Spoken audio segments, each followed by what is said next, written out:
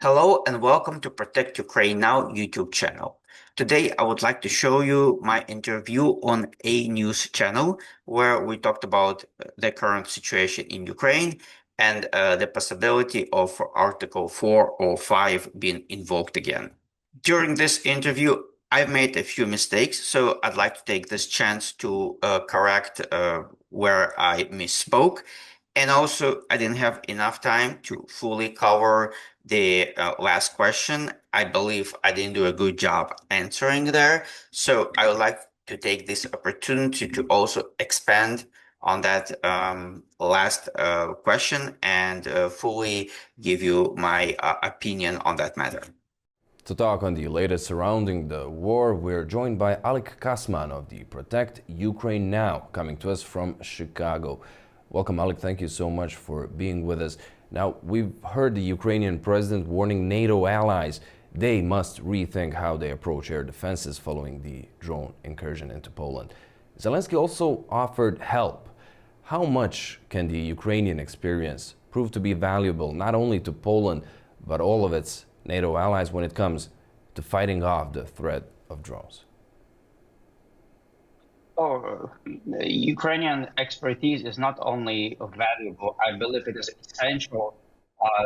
Ukraine and Russia, for that matter, they are at the cutting edge of drone war technologies. They are really the only country that's that's ready to support NATO, and at the same time is involved in active war. So definitely the technologies that Ukraine has is going to help Europe a lot. On the other hand, Ukraine also needs help from Europe to scale that technology, scale that success that they certainly have demonstrated on the battlefield. So this is a partnership that's absolutely necessary. Ukraine can help Europe with technology and expertise. Europe can help Ukraine with money and scale their own defense abilities. As we speak, the emergency session of the UN Security Council called by Poland over the drone incursion was set to begin. Now, with everything we've seen, NATO jets being scrambled to shoot down the drones, Warsaw invoking Article 4 of the NATO treaty to urgently consult allies, and many messages of solidarity, what do you make of the response? Well, first, Article 4 was invoked already twice in 2022, once in February by Bulgaria, Czech Republic, Estonia, Latvia, Lithuania, Poland, Romania, and Slovakia, and then again in November, again 2022 by Poland.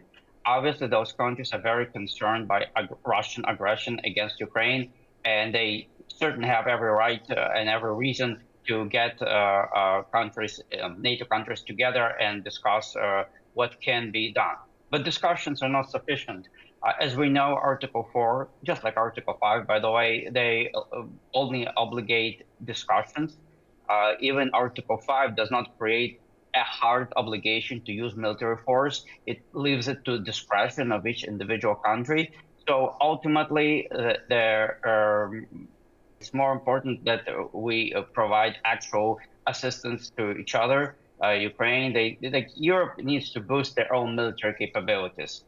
We can see how unprepared Poland is in this particular example against drone attacks. Like Poland was using very expensive missiles, like was mentioned by President Zelensky, to shoot down Shahid drones. Using $2.8 million missile is not going to be sustainable in long run. So definitely it has to do more with technology and less with legislation or any other legal measures.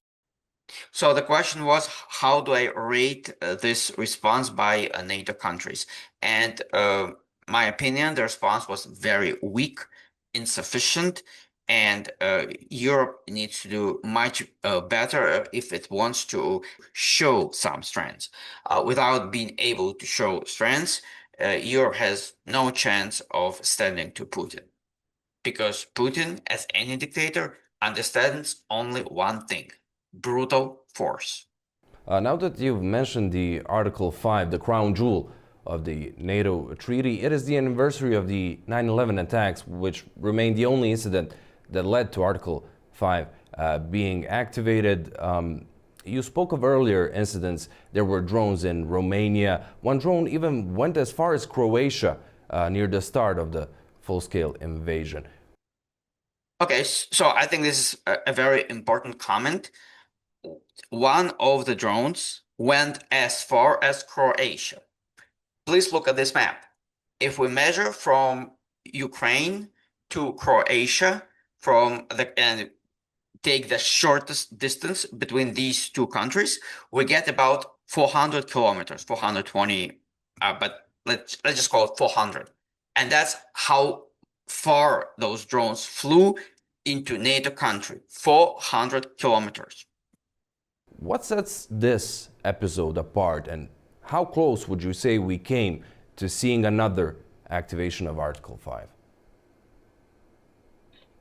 Russia is going to push the boundary every time it has an opportunity. And as we can see, NATO has been using, on the other hand, every opportunity not to escalate.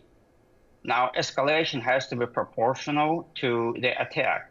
And ignoring escalation on the Russian side sets a very dangerous precedent. We have seen this starting with unprovoked attack on Georgia, Crimea, and that brought us to today when we see shaheeds flying into Poland. So I believe Europe has to take immediate steps into protecting their own skies. And one way to respond to Russian aggression is to help Ukraine protect skies above Ukraine. This is very critical as a gesture to stop Russian aggression. Alec, thank you so much for joining us and sharing your insights and opinions. Thank you for having me. Okay, so the last question of this interview was about my take on how close we came to seeing an activation of another Article 5. I got sidetracked and I did not answer this question, but I think this is an important one, so I'll do this right now. And no, I don't think we are anywhere close to seeing another Article 5, and not anytime soon. Why?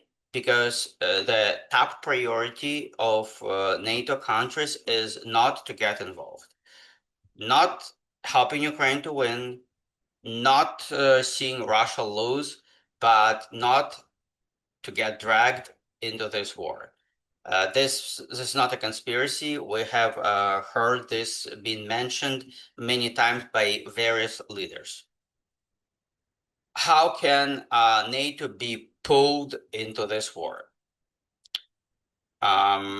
We definitely don't see any interest by any European nations, forget about United States, to do a regime change in Russia or conquer any of Russian territory.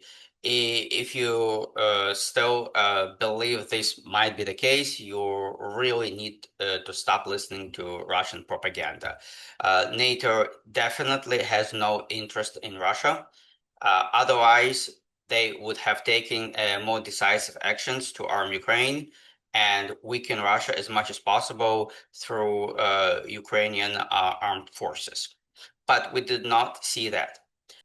No, instead, NATO wants to stay out of this war, and the top concern by any European or American leader is that Putin does something that they simply cannot ignore. NATO will do everything they can not to, so to speak, look up. They will not look up. They will try to ignore Russian hostility as long as possible, because any decisive action on their part is not exactly possible at the moment. NATO is significantly weaker than it used to be, and we can see it by how they respond to aggression to NATO territory. The latest example that we just talked about is Russian attack on Poland, there were 23 Shaheeds that flew into Polish airspace. Only 4 of them were taken down. And if we look at what we know about this incursion, it took place September 9, uh, 2025. And there were, again, 23 Shaheeds or Berbera type of drones. And there were some of them, 4 of them were shot down by Dutch F-35s using AIM-120C MRAMs. There were also some Polish F-16s contributing to tracking of these drones. And overall, looks like Europe used $5 to $10 million in missiles to take down maybe 50K or so worth of Russian drones. So this is very inefficient, and if you take only what 20% of enemy drones and enemy air force, this is not going to be a very effective protection of your airspace. Another thing that is very scary for Europeans is how quickly and easily Russians kill their own people. Now, if you remember, the war in Vietnam, it was stopped by protests. Americans got sick of casualties of that war, and ultimately that caused American troops to withdraw from Vietnam. Now, that war was lasted altogether almost 20 years. 8 of them were active battlefield activities. The rest were more of a support mission. However, 20 years is altogether is a lot of time, and Americans have lost, I believe, 58 or so, 53, 58,000 people during all that time. That's a huge loss, a huge tragedy for American people, and it is unacceptable to most peaceful nations of today's world. We're not accustomed to that sort of losses.